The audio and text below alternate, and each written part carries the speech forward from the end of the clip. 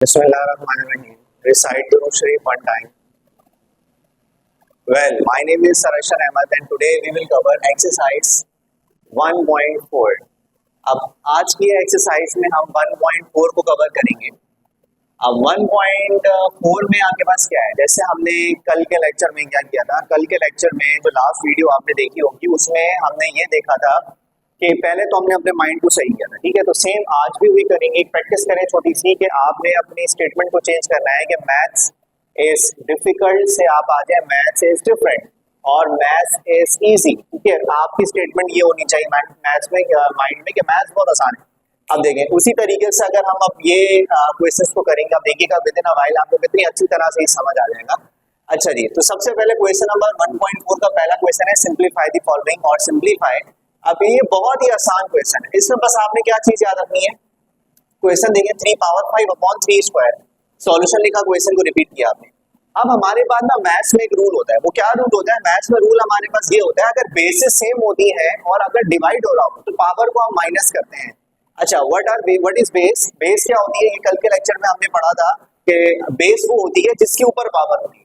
अब ये 3 के ऊपर पावर है तो 3 बेस है, 3 के ऊपर पावर है तो 3 बेस है। अब बेसिस अगर सेम हो और डिवाइड हो रहे हो तो पावर को माइनस करते हैं, तो 3 अपॉन 3 पावर 5 और 3 स्क्वायर, दोनों की बेस सेम है तो 1 टाइम 3 लिख देंगे और 5 माइनस 2 आप लिख देंगे क्योंकि 5 में से 2 माइनस हो जाएगा। बात समझ आ रही है? अगर ये -2 होता ना, नीचे -2 होता तो ऊपर जाके +2 हो जाता। बस आपने ये ध्यान रखना है, पावर अगर नेगेटिव है तो पॉजिटिव प्लस हो जाएगी, पावर अगर माइनस है तो प्लस होगी और पॉजिटिव है तो क्या हो जाएगी, माइनस हो जाएगी। बस इस चीज को आपने अपने माइंड में रखना है।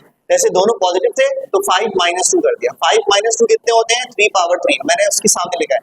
अच्छा, इसको कहते हैं इम्प्लाइज, ये कब यूज होता है, ठीक है। अब स्टूडेंट्स अक्सर क्या गलती करते हैं, वो इधर इम्प्लाइज का साइन यूज कर रहे होते हैं, वो गलत है।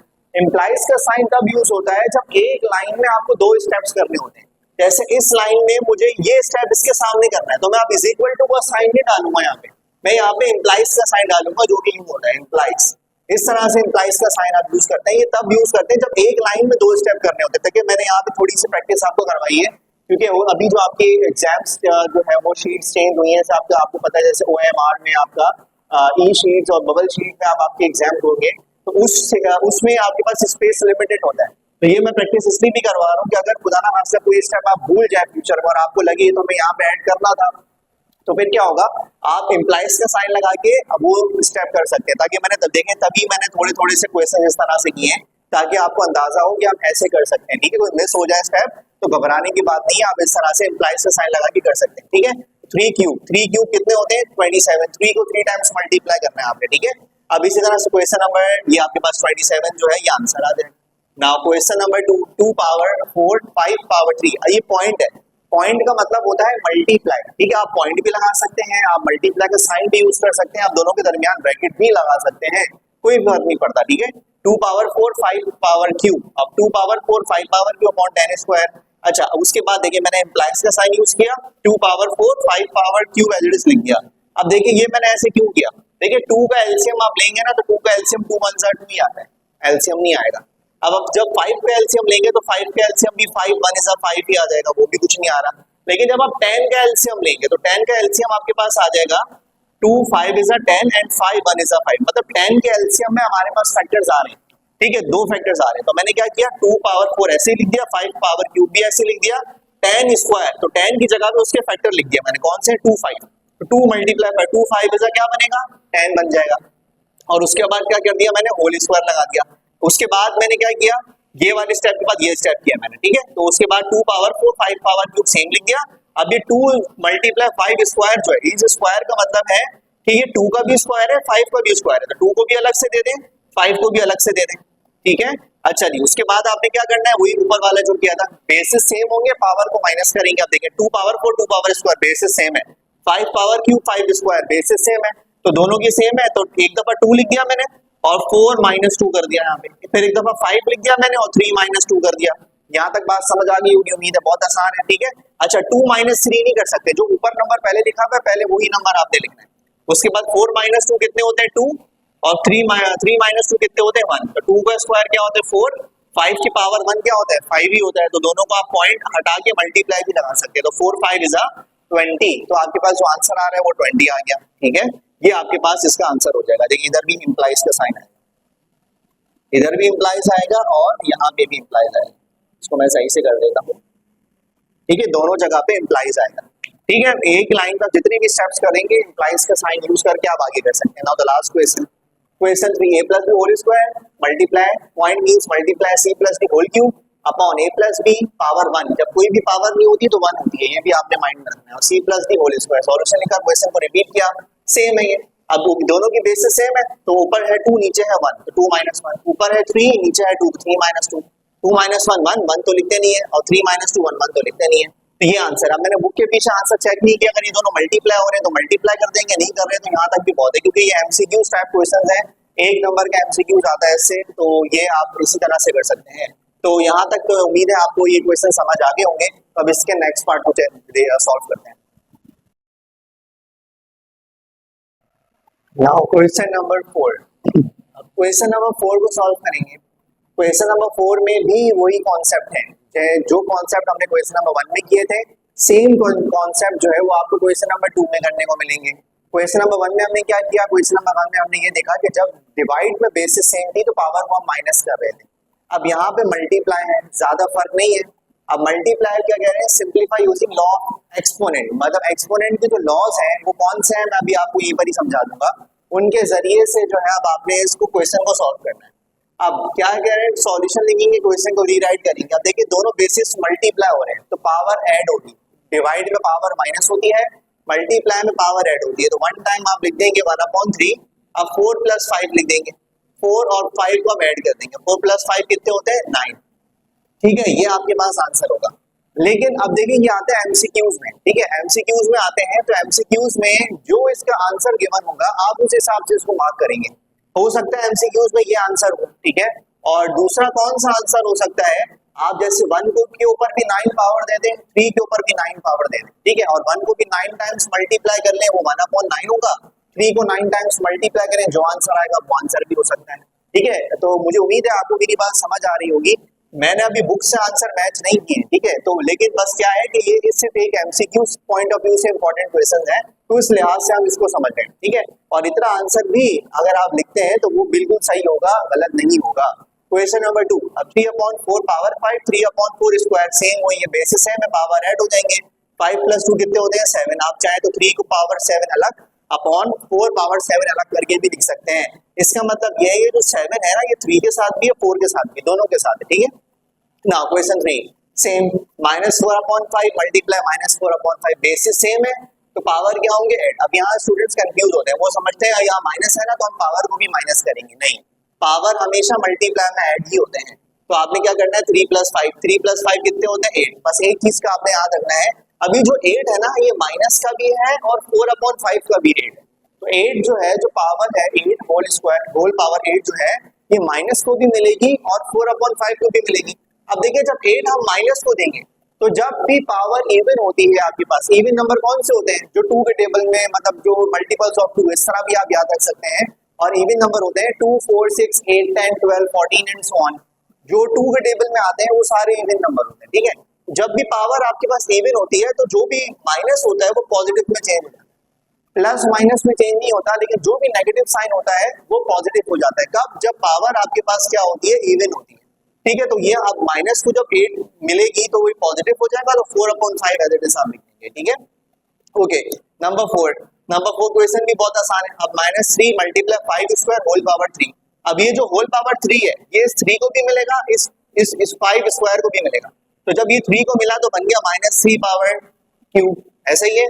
अब जब 2 को मिलेगा तो 2 3 का क्या हो जाएगा 6, मतलब ये वाला 3 इसके साथ भी गया तो ये बन गया, जब ये 3 2 6 आया तो ये बन गया, ठीक है। तो आपको इस तरह बस ये आंसर है। इसके आगे अगर आप चाहें सॉल्व करना तो कैसे करेंगे, -3 को 3 टाइम्स मल्टीप्लाई करें तो आ जाएगा आपके पास -27, तो 5 को 6 टाइम्स मल्टीप्लाई करें, जो भी आंसर आ रहा है उन दोनों को मल्टीप्लाई कर लीजिएगा तो आपको फाइनल आंसर मिल जाएगा। और नहीं करना चाहते तो इतना भी बहुत है। सेम इसी तरह क्वेश्चन नंबर 5 है।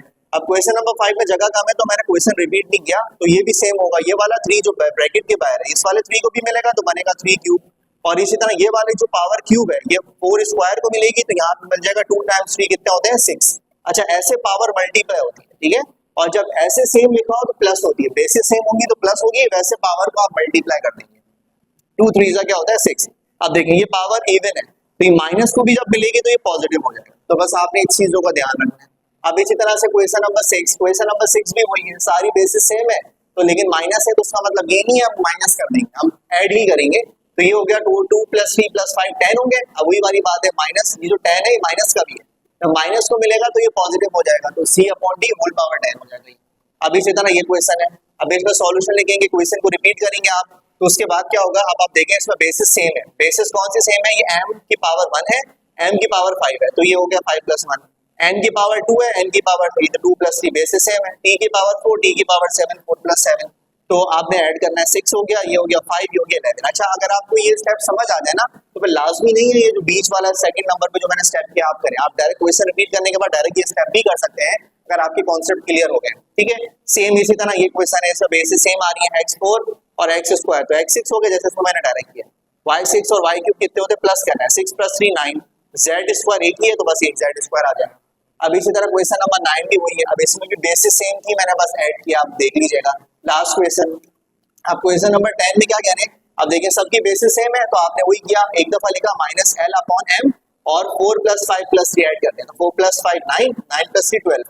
अब ये 12 आ रहा है तो ये 12 इस माइनस का भी है जो ब्रैकेट के अंदर है और L/m का भी, तो जब इस माइनस को मिलेगा तो ये तो पॉजिटिव हो जाएगा और L/m 12 एज इट इज आ जाएगा, और ये वाला माइनस जो है ये सेम आपके पास यहाँ पे आ जाएगा, ठीक है। तो अब आपको उम्मीद है यहाँ तक जो है वो बात समझ आ गई होगी। अब इसका आप स्क्रीनशॉट ले लें और इसके जो है वो नेक्स्ट पार्ट को अटेम्प्ट कर लें।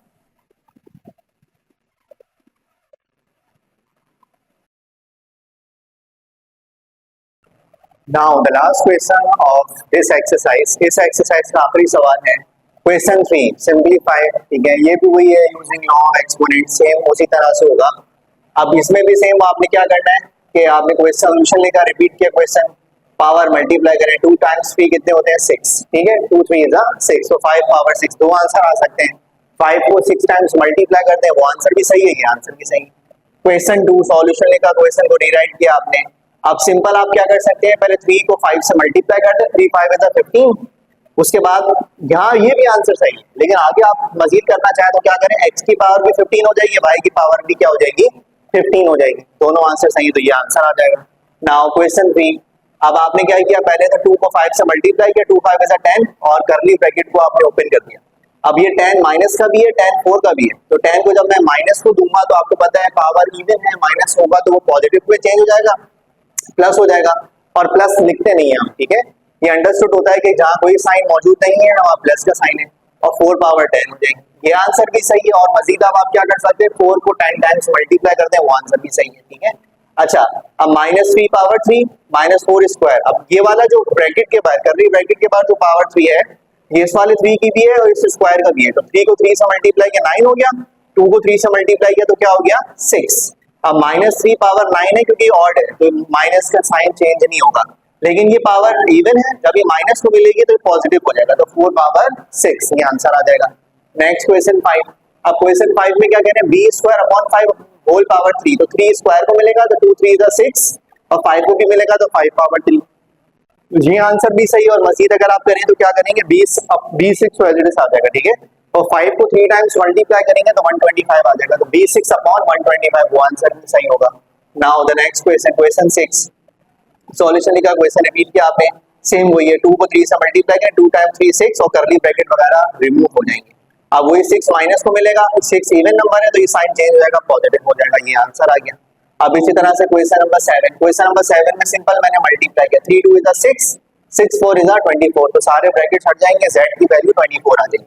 तो लास्ट क्वेश्चन, अब लास्ट क्वेश्चन में क्या करना है, सॉल्यूशन लिखा आपने, सेकंड लास्ट क्वेश्चन है, सॉरी सॉल्यूशन लिखा, क्वेश्चन को रिपीट किया आपने। अब इन सारी पावर्स को आप ऐड कर दें, यहाँ पे कोई पावर नहीं है, 1 है, इधर है स्क्वायर, इधर है 3, इधर है 4, तो ये हो जाएंगे 1 + 2 3, 3 + 3 6, 6 + 4 10, तो आपके पास टोटल 10 हो गए। उसके बाद आप क्या करें, बाकी सारी whole square of bracket power 5 आपने सेम लिख दिया। देन अब उसके बाद आप सिंपली जो है इसको आप क्या करें, मल्टीप्लाई करें। 10 टू ज़ा 20, 25 इज 100, तो आपके पास m पावर 100 आ गया, सॉल्व हो गया ये। And the last question is same solution लिखा, मैंने रिपीट नहीं किया, जगह थोड़ी कम थी। तो -0.1 -0.1 -0.1 बेसिस सेम है, पावर क्या होंगे, वेरी गुड, ऐड हो जाएंगे।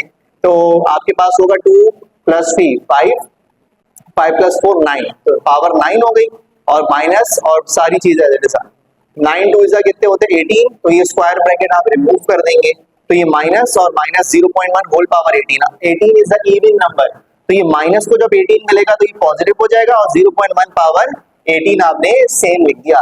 तो यहाँ पे हमारी एक्सरसाइज 1.4 के सारे पार्ट्स अल्हम्दुलिल्लाह कंप्लीट होते हैं। तो इंशाल्लाह अब आपसे नेक्स्ट वीडियो में मुलाकात होगी, जब तक के लिए अल्लाह हाफ़िज़।